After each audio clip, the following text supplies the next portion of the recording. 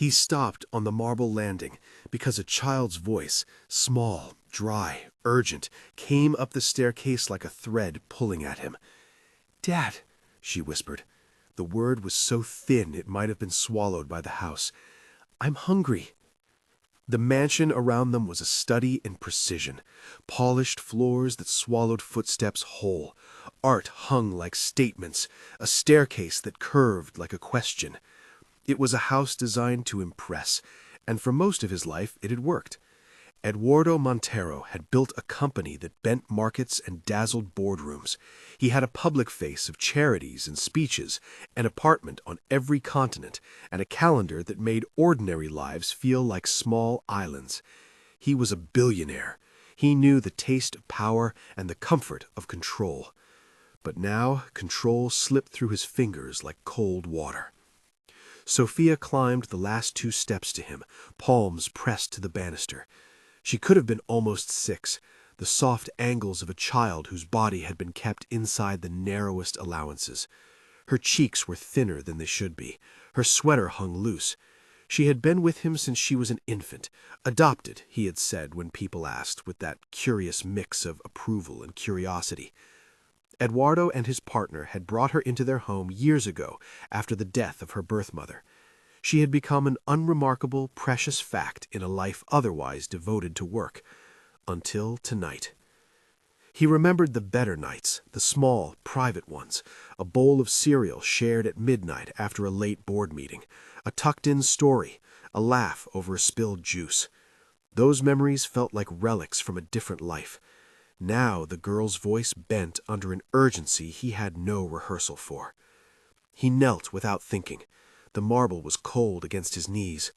Up close she smelled faintly of dust and an antiseptic sweetness, like too many blankets in winter, and there was a hollowness at the hollow of her cheek that proved he had overlooked things no father should miss. "Tell me," he said. His voice had the metallic calm of a man used to crisis management. Inside, he felt unmoored. Sofia's fingers found the hem of his sleeve. "Patricia says I ate already. She says I shouldn't ask for snacks. She says the pantry is for the guests," she murmured, the words tumbling in a child's logic that still stitched together the world she had been taught to accept. Patricia, his wife's sister by marriage, the woman who had been entrusted as Sofia's guardian during Eduardo's long stretches away, was the center of the first knot he began to unravel. Publicly, Patricia cultivated a persona of warmth and charity, photographs with smiling donors, a profile in a glossy magazine about women leaders in philanthropy.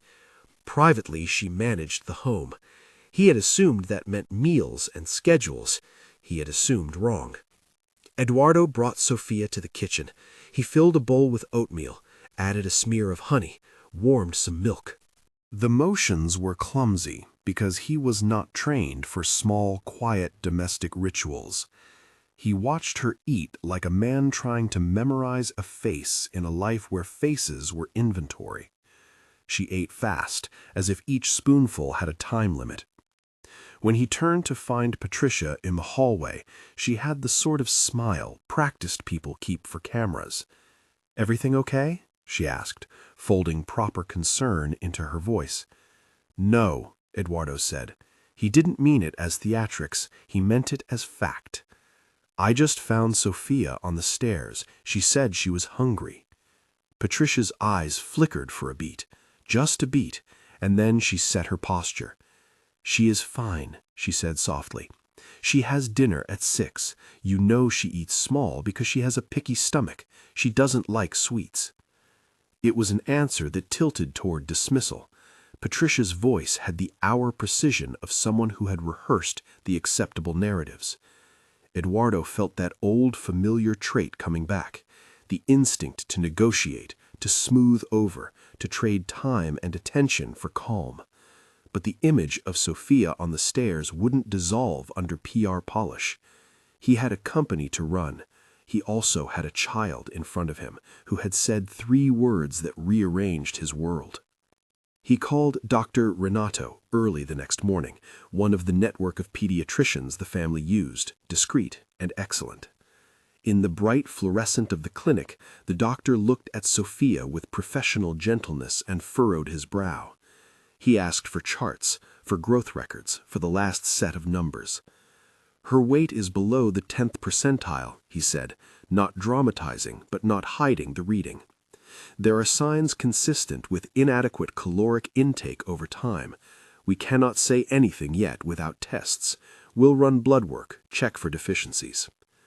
Words like percentile and inadequate drifted in the air like loose screws. Eduardo listened as a man hearing the diagnosis of his own mistake. He'd been absent, not only physically, flight schedules and earnings calls tugging at him, but emotionally distant in ways that large defined goals made acceptable. He had outsourced the everyday. Tonight, that cost had a life. The social worker who met them at the clinic arrived with a formal sympathy, Dr. Carla, with a voice that struck a balance between authority and care. She spoke of protocols and possibilities and the need for accurate documentation. "If there's neglect, we'll need to know the pattern. Feeding, medication, sleep. We look for patterns." Eduardo realized as she named the checklist that he didn't know the patterns of his own home anymore. The thought hit with the hollow, treacherous feeling of a ship's hull opening. He took Sofia back to the house and sat with her while the lab called for the results. He made a list on his phone, groceries to buy, calls to make, people to fire or praise. And under the list, without meaning to, he wrote a single sentence: "I will not let this happen again." It was an oath. It was also a line he could recite without meaning. He still had a long track record of letting public commitments take priority. This time felt different. Her small hand in his seemed to tether a new, truer axis. The first confrontation with Patricia came later that day, a slow, domestic thing that escalated into a showdown. She stood in the kitchen with a cup of tea, the calm-made commodity of someone who had spent years grooming public perception. Her explanation for the clinic visit was efficient. "Overprotective father," she said. "You know how fragile he feels about every little thing." "You told her not to eat after 4, Eduardo said. He kept his voice level, but the question was a hammer. Patricia's face briefly emptied into a neutrality that did not equal innocence. "I keep the house calm. She has routines. Too many snacks make her hyper. You should trust me." "Trust you with what?" He felt heat in his chest. There was a list of mundane betrayals that had led to this, missed recitals, a nanny swapped out without his notice. But there were also subtler things, meals that never arrived, small denials that defined a child's day. "Trust you to tell me when something's wrong, to tell me when our daughter, our adopted daughter, says she's hungry." The word adopted slipped into the room like glass. Eduardo used it deliberately, not to prove anything, but to make his responsibility explicit. She is his, not by biology, not by blood, but by decision, by promise. Patricia's smile tightened. "We raised her here," she said carefully. "She knows what she needs. You're always in transit, Eduardo." There was a club of excuses that wealth made convenient: distance, time, travel. He had used them himself to numb guilt. This time, the words landed badly. Outside, the city thrummed with its ordinary indifference. Inside, the house held the hush of a place that had trained politeness to replace sequestration. Patricia could be charismatic. She could charm donors and cameras. That talent had made her convincing to others. It had also made her dangerous in the ways that matter most, because charisma can be used to smooth over, to erase, to control. Eduardo went back to the clinic results with the privacy of a man who still believed numbers could provide absolution. The blood work returned with evidence of deficiencies, low iron, signs of vitamin depletion that pointed to chronic undernutrition rather than an isolated episode. The pediatrician's words were not accusation, but guidance, clinical and steady. This is not overnight. Someone has been limiting her intake. Eduardo felt the world slant under him. The house did not look differently, but everything in it suddenly required inspection. Which cupboards were locked, what the menus looked like, who had keys, who had access to the pantry. He started to ask questions the way he had learned to in boardrooms, slowly, precisely, the way a man who had made a career of digging into ledgers now applied that talent to a different set of accounts. At first he tried a private resolution. He wanted to preserve dignity, his own, the household's, even Patricia's. He met with her one more time in a living room that smelled faintly of expensive flowers. "Either there's a misunderstanding," he said, "or there isn't. If you don't want me making a scene, tell me the truth." Patricia steadied herself. "You're making this about me," she said. "You're forcing a narrative for the cameras." It was a familiar maneuver. Turn the tables, drown someone else's questions in performance and accusation. He knew then what he had long suspected. She would not confess, not to him, not without a force beyond social charm.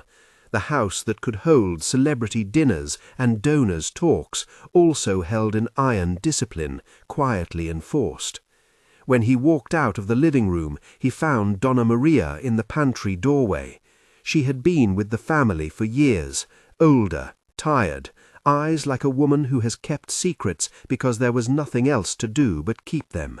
Her shoulders were hunched. She did not look at him at first. When she did, it was like the lamps in a room facing dusk, steady and low. "I tried to tell," she said, "but she said it was none of my business. She said I must be loyal to the family, to the house. I kept quiet because I was afraid, but the child, they leave her with crumbs." Donna Maria's confession carried weight. It was not a journalist's dramatic reveal. It was a grunt of release from someone who had carried complicity like an ache. She had been silenced by the very institution that promised to protect her. Eduardo listened, felt his old life of compromises fold into the present. He had outsourced discipline and domesticity. He had not accounted for the shadow economies of loyalty that allowed a guardian to use power over a child. His role as father, to be present in the day-to-day, had been ceded to appearances. He began to document. At first, it was a slow, mechanical thing. Photos, lists, a log of meal times. He asked Ricardo, his long-time family lawyer, to come to the house. Ricardo arrived with a briefcase and a face that had been shaped by years of human complexity, never unkind, never unready. "We'll need records," Ricardo said simply. "Medical reports, staff statements, anything that shows neglect rather than a single incident. File everything, and consider who can corroborate." The word corroborate landed like an instruction. It required people willing to speak. It required proof beyond anecdotes. Camila, a young assistant who worked for Eduardo's foundation and had been hired to help coordinate the household calendar, offered the first corroboration. She had been tentative at first, someone small in a large institution, aware that speaking up could mean erasing her place. She brought a clause of the script that was both mundane and damning. There were messages between Patricia and the house manager about restricting meals, and a note suggesting smaller portions to encourage discipline. Tone is harder to fake than content. Camila's voice shook as she handed over printouts. "I thought it was a joke," she said. "Then I saw Sofia at the table. She didn't finish her food."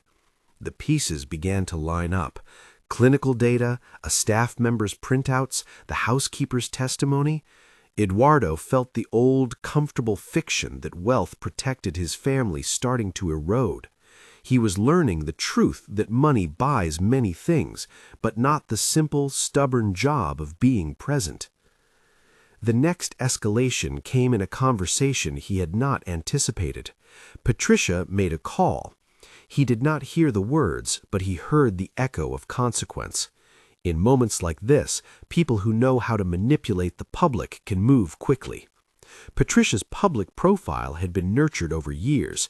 She knew how to call the right person, how to spin a narrative that would paint someone else as the distracted villain. Within hours, a discreet message landed on his phone. Concerned citizen questioning fitness as a parent. An anonymous email that insinuated more than it said. Friends reached out with awkward sympathies. Donors sent nervous texts. The house, always a stage, now had the first faint glow of spotlight. Patricia's talent was not merely to deny, it was to claim the moral ground as she wielded control. She filed her own complaint, a paper-thin case couched in the language of protection. This child has been left in circumstances where her routine is disrupted. For Sofia's stability, the agency should intervene. The words were procedural. They were also strategic. When social services arrived to make an assessment, Eduardo found himself in a place he'd never wanted to visit, the intersection of private crisis and public process. Dr. Carla explained the steps. A temporary removal could happen if a professional assessed immediate risk. Documentation would be critical. Eduardo felt the ground tremble. Everything could hinge on paperwork and witness credibility. Patricia was already preparing narratives for cameras, for donors. Her Instagram had a picture that day of her at a soup kitchen hugging a child with a caption about nourishing the community. The photograph glowed with the exact optics she preferred. He watched as someone he had trusted, entrusted with the care of his daughter, began to convert domestic routine into legal leverage. It was a form of betrayal that had planned its public alibi in advance. Sofia, sensing the pull of adult anxieties, curled against him on the sofa. "Will I go away?" she asked. The questions of an adopted child include a different set of fears, being moved, being owed, being returned. Her small voice asked for simple reassurance that only presence could give. "No," he said. He let himself mean it. The word felt like a promise that might be kept by action rather than sentiment. By evening, the house was a theater of quiet processes. A social services worker interviewed Patricia with a professional reserve that betrayed no sides. Patricia spoke in rehearsed shifts of routines and rules, of structure and harm avoidance. Her answers were neat, each phrase calibrated for plausibility. She had the kind of poise that made accusations hard to pin down because they came wrapped in respectable intent. Eduardo sat across the living room from her and watched her assemble the performance. He saw how she could say a thing that sounded like care and at the same time hold a child's appetite behind bars. That night, the social worker left with a packet of lab results and an admonition to follow proper procedure. "We will review everything," Dr. Carla said. "If there is evidence of neglect, the agency will act to protect the child." Eduardo felt both relief and dread. Protection sounded like a sanctuary. It also sounded like removal. When the call came 2 days later, it arrived in the form of a document scanned into his inbox, a temporary placement order, citing immediate concerns for Sofia's welfare and the need for a neutral caretaking environment while an investigation proceeded. The phrasing was clinical, the tone impersonal. For all its bureaucratic distance, the effect felt like a blunt force. He read the words on a loop: temporary placement, neutral care, assessment period. The letter suggested Sofia be placed with foster care resources until matters were clarified. In practice, it meant someone other than him would decide her meals and bedtimes. It meant for the first time since she had come into his life, she might not be in his immediate arms. The news landed with a small, unbearable weight. Eduardo's first impulse was fury, then a fierce, precise fear. He imagined the way headlines might frame him: absent father, corporate cynic, while Patricia's carefully curated philanthropy continued to shine. He felt the public ready to render a verdict without the nuance of evidence. The house rearranged itself around the removal. Staff whispered in corners. Patricia kept her semblance of composure and moved through the rooms like someone reassigning props on a stage she had already set. Donna Maria cried quietly in the pantry, her hands folded on the counter because someone told her to be quiet once and she had learned to obey. Eduardo called Ricardo. "I feel like this is a setup," he said. "She used the system. She used her public face." Ricardo did not sound surprised. "It's a tactic," he said. "If someone wants to create distance between you and a child, procedural moves are effective. But documents will matter. We must gather everything: medical records, staff interviews, digital records, camera footage if available." Camera footage. The thought lit something in Eduardo that had been dormant. His company's technologies could be used for more than markets. He asked Ricardo about the house's internal security system. The video had been used mostly for doors and deliveries. He had been indifferent to it. Patricia had not been. In the days that followed, Eduardo's world constricted into a single relentless purpose: to be present for Sofia in the only way that could matter, by building the unambiguous case that she belonged with him. He called Marcos Oliveira, an investigative journalist he'd met at a fundraiser years earlier, not to tip the press, but to understand the terrain of public perception. Marcos listened with a professional curiosity, asked what documents existed, and said something that felt both practical and ominous. "People will believe a photo over a spreadsheet," Marcos told him. "We can control the narrative if we show the truth early. But you must be careful. Any misstep will be amplified." Eduardo realized then that his old life of controlling markets had not prepared him to control stories about his family. He began to document everything: receipts for groceries, logs of his time at home, messages from staff. He set up an inventory of evidence that looked, in its mundanity, like the only way forward. Donna Maria came forward with details she had hidden like a protective charm. She spoke of a locked pantry where the child's snacks were kept, of times when Sofia was sent to bed hungry as discipline. Her voice was small, threaded with years of fear and shame. She had been part of the machinery. Now she was turning a wheel in the opposite direction. Camila provided printouts of messages that suggested a deliberate instruction to limit the child's portions.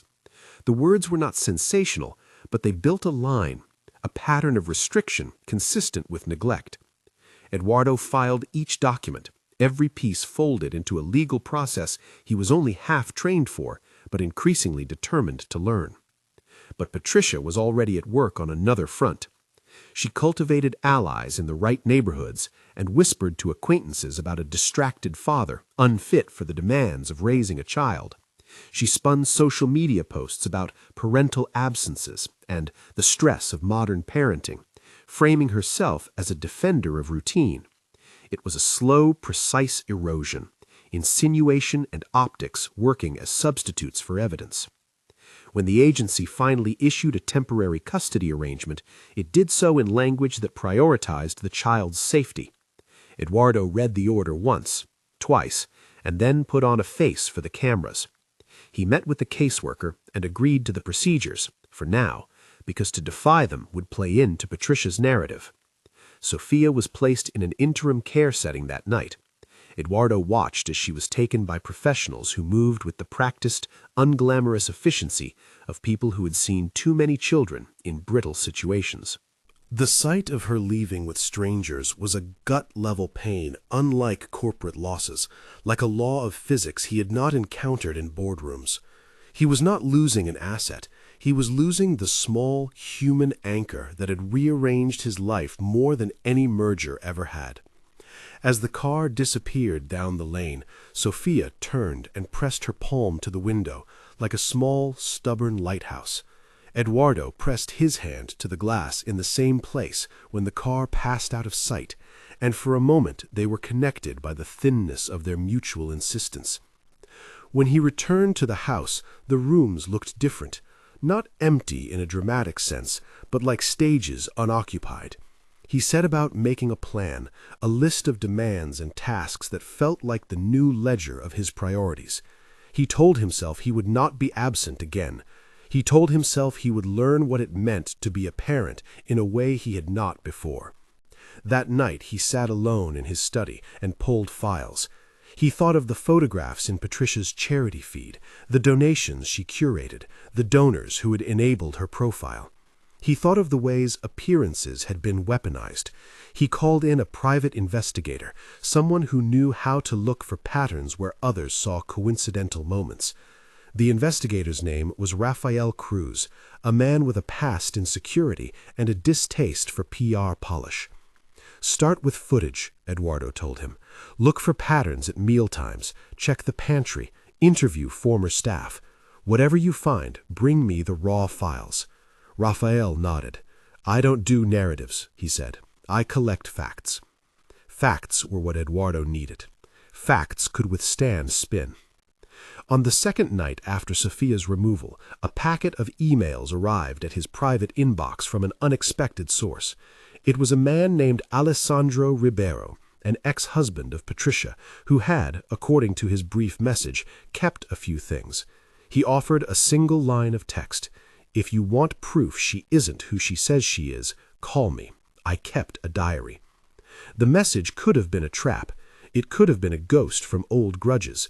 Eduardo forwarded it to Ricardo, then to Rafael.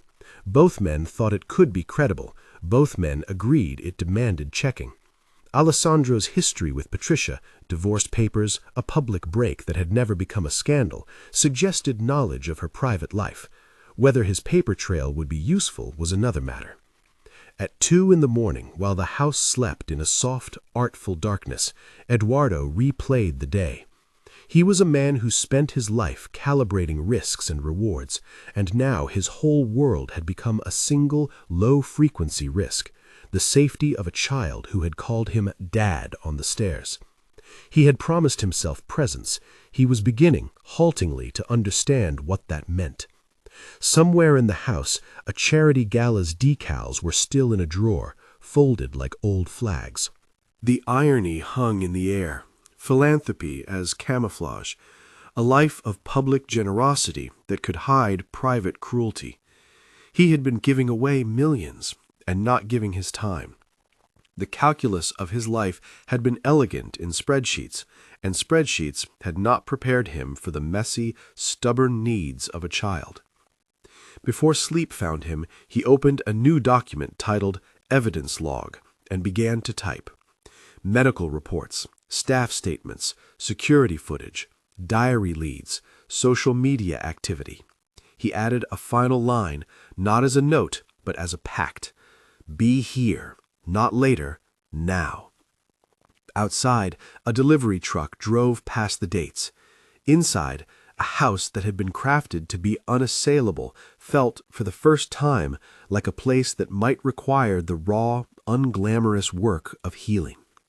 He closed the laptop and looked at a photograph, Sofia smiling in a sunlit park 2 summers ago, and the image would keep him from sleep.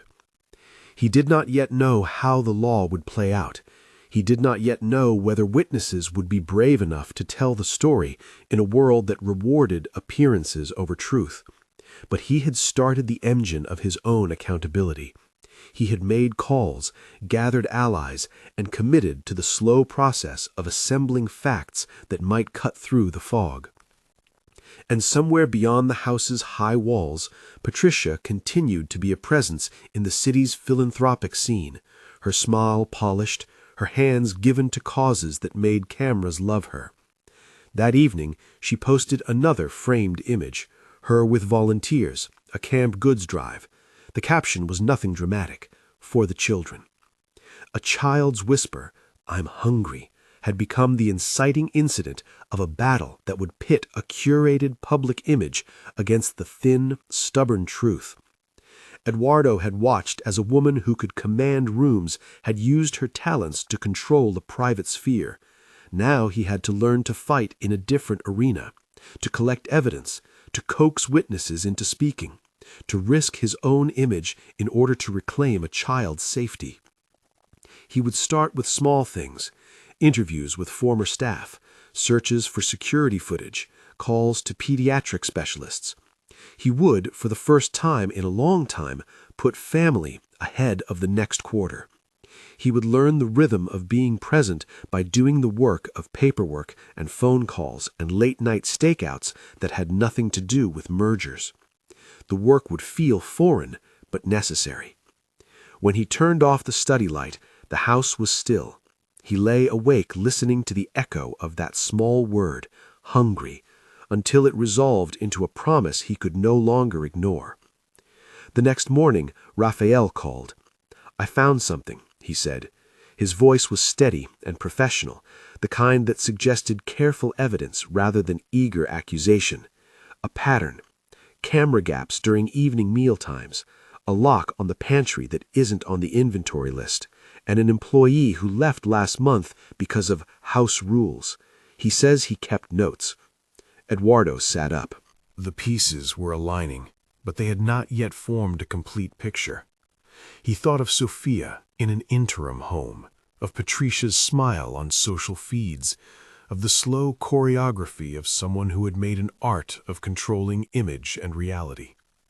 He made a choice that morning that had nothing to do with his calendar and everything to do with a child's small, fierce need. He canceled a flight. He would be present in ways his company's spreadsheet had never accounted for.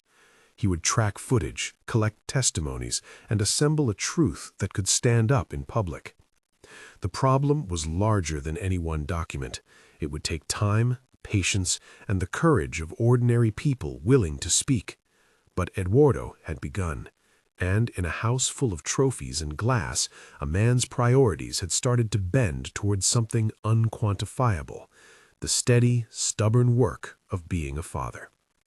He did not yet know whether the truth would be enough to pierce the armor of curated charity. He only knew that he could not let another night pass without answering the three-word plea on the stairs. He would follow the breadcrumbs, even if they led into unpleasant rooms. He would find out where the pantry keys were kept, who had the right to lock them, and why a child had been taught to keep hunger secret. Outside the gates, a press vehicle idled at the curb, alerted by a tip that a story was unfolding. Inside, the house held its breath, and the smallest life in it, an adopted girl who loved macaroni and the smell of new books, would be the axis around which reputations, legal motions, and hidden histories would turn. Eduardo closed the blinds, not to hide, but to focus. He would gather facts in the daylight and hold them up against the false light of Patricia's image. He began to move, not with the swagger of a CEO at a podium, but with the slow, determined steps of a man learning to be present for the first time. The fight ahead would ask him to build a different kind of empire, one of trust, of small domestic rituals, of patient repair. He picked up his phone and dialed Ricardo. "Start with staff interviews," he said, "and get me everything on Patricia's public activities for the last 5 years. I want documents, receipts, photos, anything that shows a pattern." Ricardo's response was brief, professional. "I'll assemble a team," he said, "but this will be processed. Everything we do must be measured." Eduardo hung up, opened a spreadsheet, and labeled the first tab, Sofia, Evidence. He typed the first entry. Found hungry on staircase, reported by child, medical signs consistent with chronic undernutrition. Action, secure records, interview staff, recover footage. He saved the file, then called Camila to ask a question about kitchen logs. He sent a message to Marcos to ask about possible public fallout. He arranged for Raphael to begin a full sweep of the house's cameras. Hours later, when Raphael returned to Eduardo with a thumb drive of clipped footage, small, grainy pieces taken from different angles, the investigative work began to feel like something he could do. The footage was messy and mundane. A child at a table with a small portion of food, a pantry door closed at the wrong time, a house manager's hesitant glance. Nothing cinematic, nothing sensational, just data.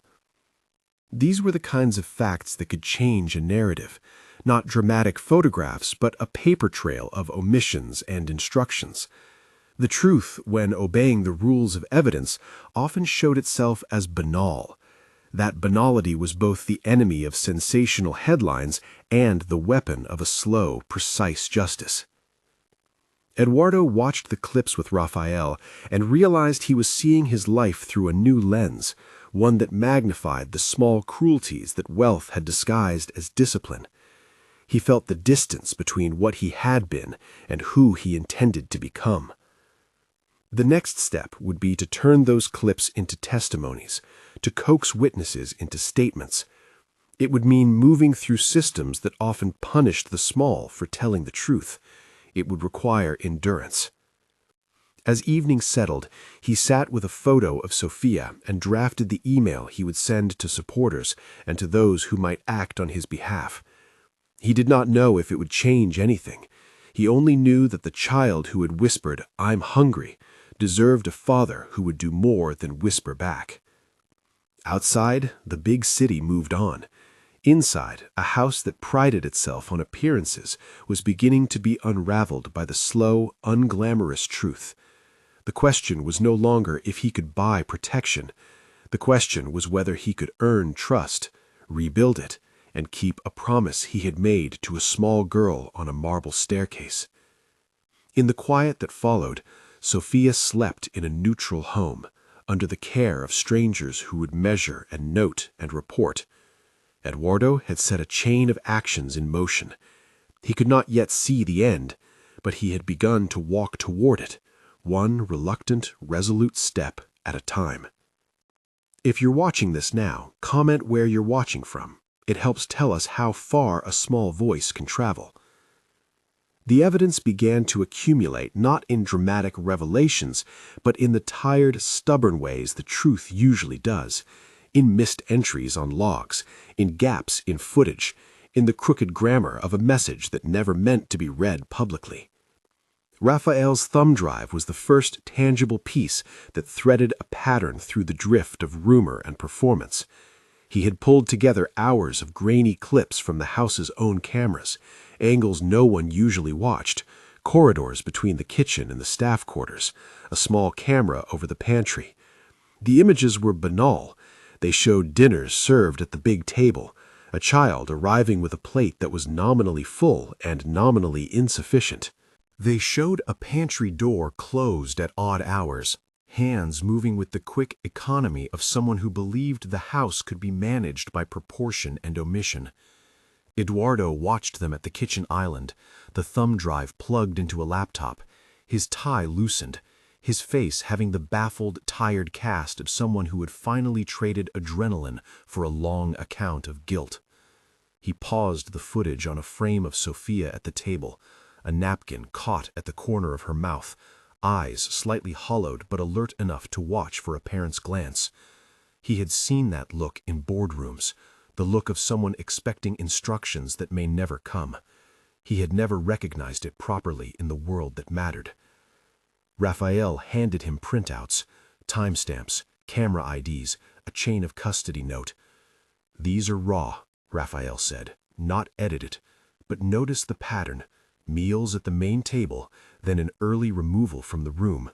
Pantry locked after dinner. Security logs show someone else with access codes at 7:30 p.m. "Who?" Eduardo asked. "Patricia's keycard shows movement during those times," Raphael said carefully. "And I found a deleted file on the house manager's phone. He said he left because the rules got stricter. He left notes in a pocket. He'll sign a statement." The house manager's notes were small things, annotations about portion sizes, a scrawl that read "Limit snacks" beside an entry for Sofia's meals. They were not dramatic, they were operational. But when combined with the lab reports from Dr. Renato and the printouts Camilla had handed over, a line began to take shape. Not a single act of cruelty, but an organized system of control disguised as routine. Alessandro's diary arrived in a brown envelope that smelled faintly of old paper and cigarettes. He had written to Eduardo with the thin caution of a man who had been involved in someone else's life and felt, in the end, the bitter weight of what he'd kept.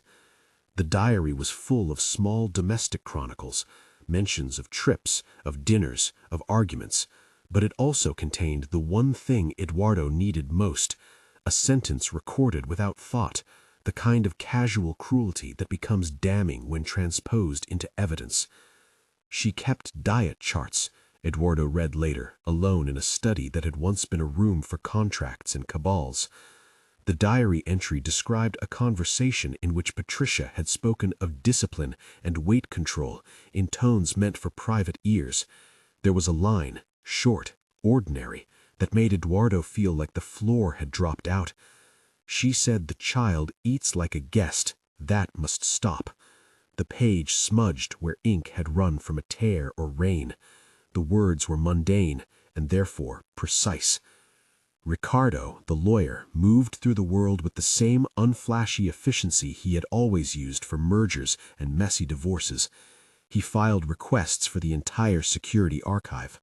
He drafted witness statements for Dona Maria, carefully preserving her voice and the tremor in it, transmuting what would have been a whisper into legal cadence. He called Camila's employer and arranged for her to be interviewed in a protected setting. He wrote to the agency handling Sofia's temporary placement and asked for the full report that had led to the interim custody order. "Everything must be authenticated," Ricardo said in his office, the walls lined with law books that had seen their share of reputation saving. "We cannot rely on impressions. We need signed statements, certified copies of medical tests, and we need to lay out a timeline." The timeline began to feel like scaffolding under the whole story. Eduardo sat with pages and arrows, with timestamps and notes, until the mound of details became a readable shape. There was a week when the pantry lock code showed repeated entries by Patrizia and none by other staff. There were nights when Sofia's supper was delivered to a separate room. There were messages Camila had printed, where Patrizia had written, "Smaller portions, discipline, no snacks." The medical record tied these patterns to physical consequence. Dr. Renato's notes indicated iron deficiency that could not be explained by picky eating alone. His words were careful, a clinician's margin between accusation and observation. "Chronic undernutrition not otherwise explained," he wrote. It was not a conviction, but it was the language a court would understand. While Eduardo gathered facts, Patrizia shifted her apparatus of protection from silent control to public performance.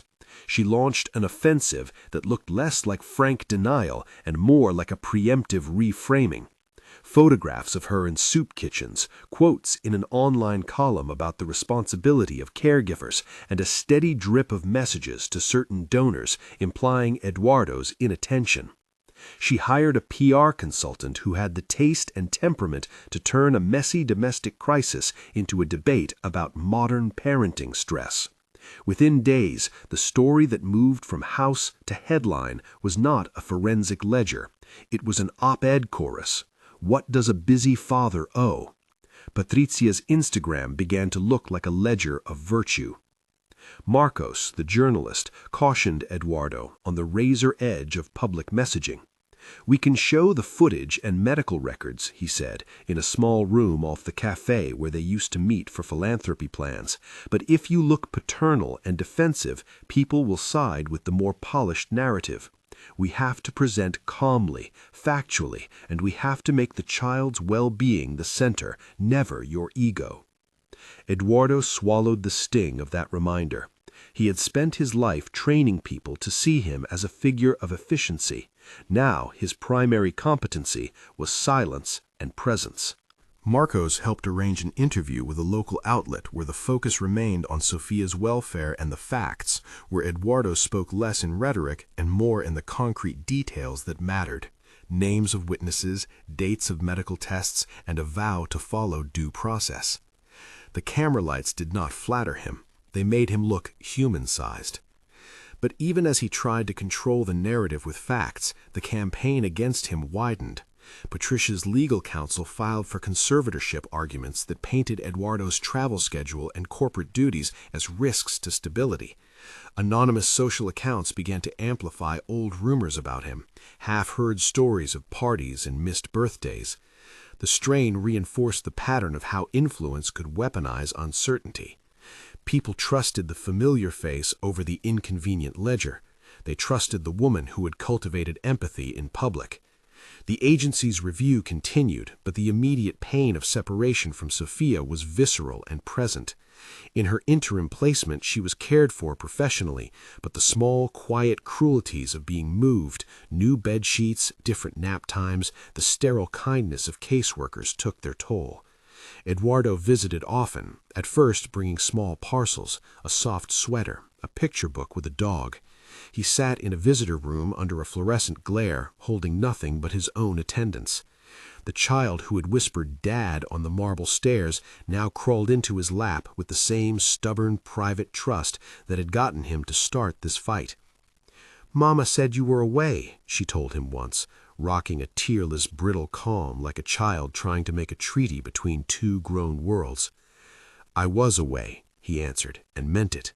He meant it in the way a man can mean a debt paid, not erased, not forgiven, but converted into labor. He promised small things, pancakes on Saturday, a particular time for reading, a gardening patch for sunflowers, and then worked to make those promises real in the daily economy of attendance. The house seat at the center of the case was the courtroom. Ricardo filed motions, pushed for a preliminary hearing, and prepared for the kinds of confrontations that took place under the ring lights of judicial scrutiny. They knew Patricia would not be easily dislodged. Her public persona had served her well. So the approach was blunt: present incontrovertible documents, line up witnesses who could corroborate facts, and let the cumulative weight of ordinary details become extraordinary enough to break the spell of crafted virtue. On the morning the hearing began, Eduardo stood in the hallway outside the courthouse and felt the small human fear of someone whose life had been recalibrated into a single purpose. There was a press presence, careful, restrained, but Ricardo had insisted on a measured approach. Let the facts speak. Judge Fernando Almeida, a man known for his measured patience and clear writing, took the bench with a practiced calm that made everything feel like it might be decided by language and not by volume. The prosecutor was not present. This was a civil hearing focused on custody and protection, but the judge had the power to order restrictive measures and to recommend that criminal authorities investigate. The stakes were high. If the judge found that the child was at ongoing risk and that the guardian had engaged in systematic neglect, he could grant custody, issue protection orders, and flag the matter for criminal inquiry. The courtroom felt like a different kind of boardroom, slower, less gilded, but more elemental. Eduardo sat with Ricardo, palms pressed together. Patricia entered with poise, flanked by counsel. The gallery was thinly populated with staff who had left notes, with a young woman from the foundation, and with Camila, hands folded, eyes fixed on the bench. Dr. Renato testified first as the medical expert. He spoke in the neutral cadences of a clinician, describing growth charts and lab values with the kind of restraint that made ordinary listeners sit forward. The combination of low hemoglobin, reduced weight for age over time, and signs of vitamin deficiency are consistent with chronic undernutrition, he said. These findings require an explanation. They do not occur from a single missed meal. Eduardo watched Sofia at that moment, her small fingers laced in Ricardo's notebook, the curve of her collarbone visible under a sweater. Dr. Renato's testimony was clinical but precise. It placed a medical diagnosis into the legal frame with a gravity that no social media post could mimic. Next came Donna Maria. She had practiced her statement in Ricardo's office, but on the stand she did not need polishing. She spoke in a voice where every sentence carried the weight of years spent holding what she thought was loyalty. "I saw the pantry locked," she said simply. "I would bring food for the child and be told it was not for her. I was afraid to speak, and I am sorry I did not speak sooner." Her apology was not a theatrical flourish.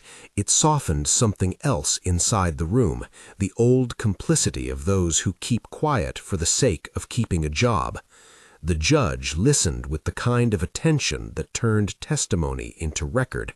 There were questions, of course. Had Donna Maria been coerced? Did she misinterpret instructions?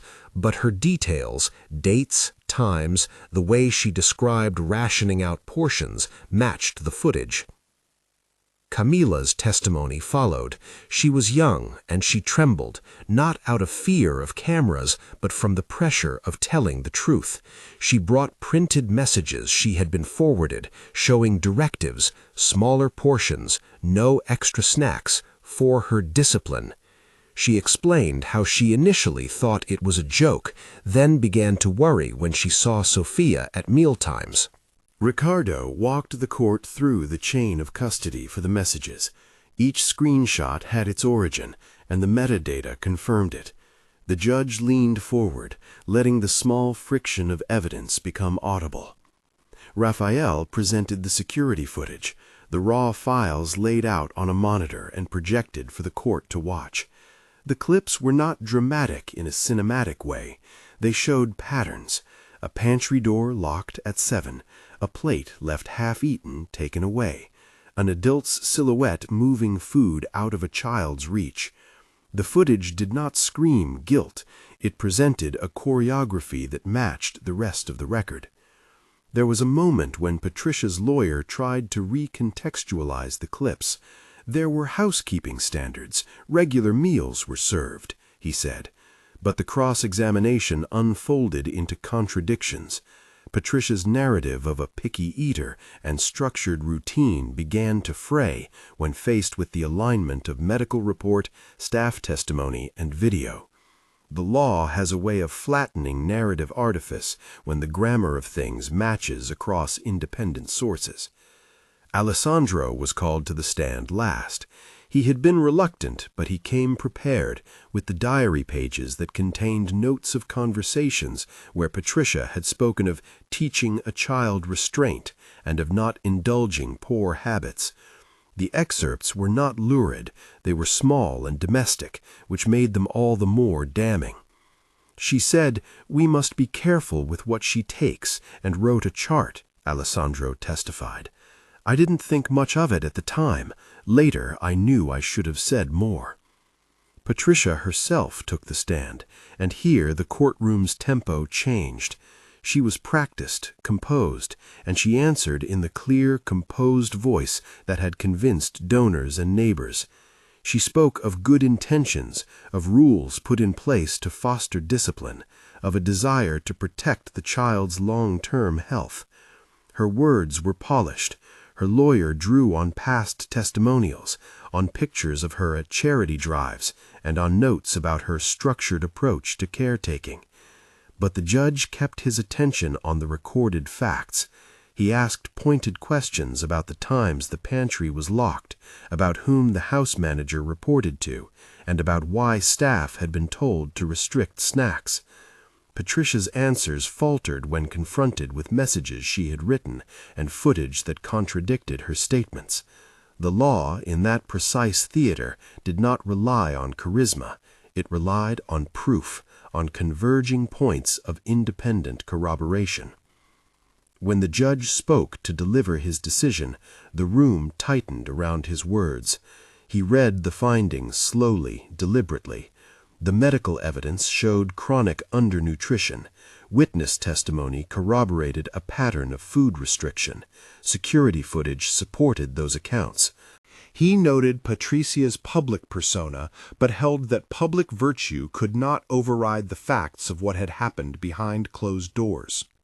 For the child's safety and well-being, he said, the court finds that a pattern of neglect has occurred under the respondent's care.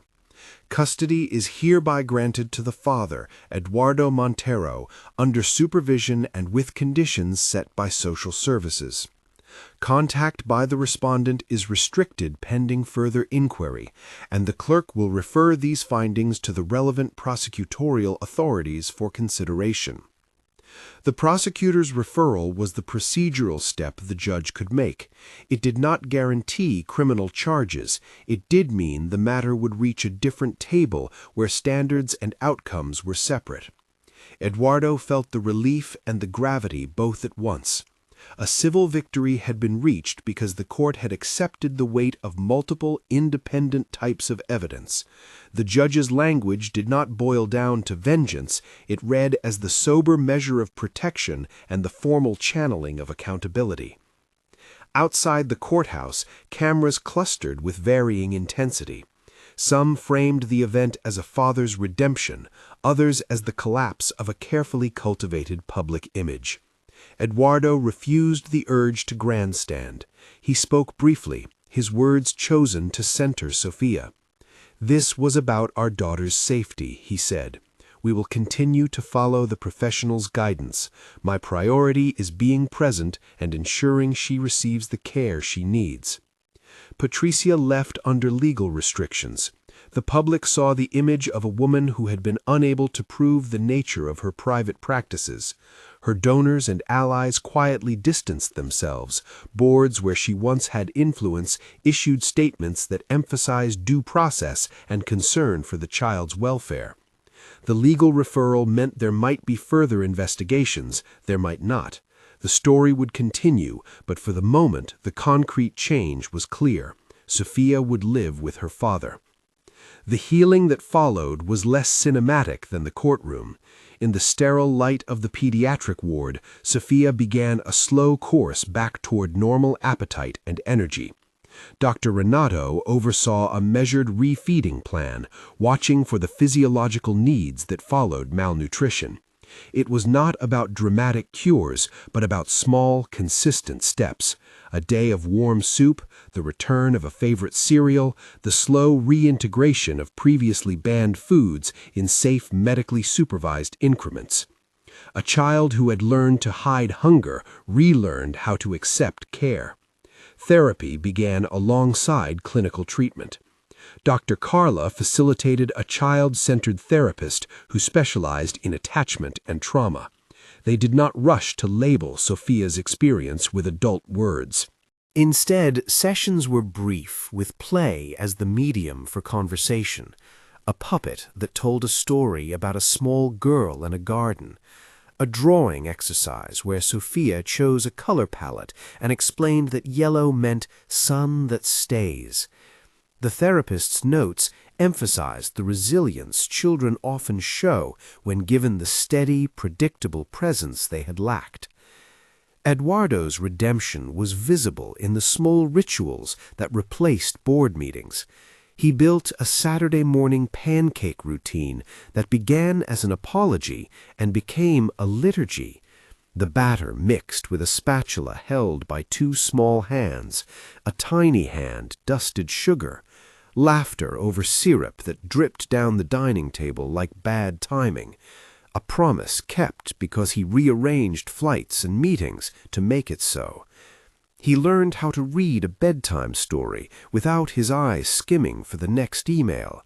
He planted a small patch of sunflowers in a yard he had once only hired landscapers to tend.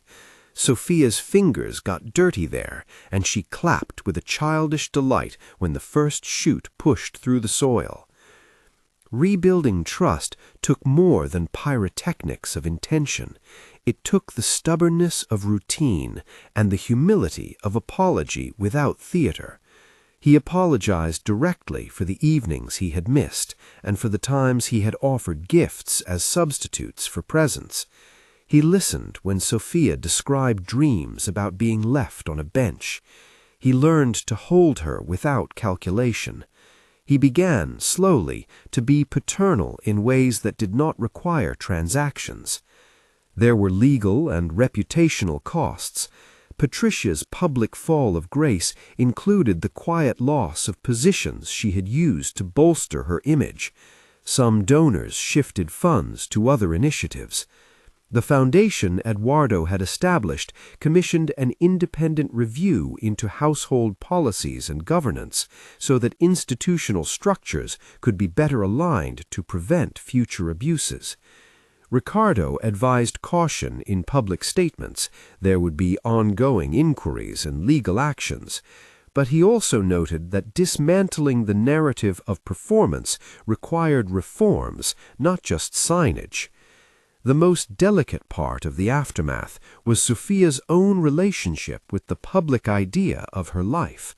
She had been at the center of headlines, and for a child, that was an odd role.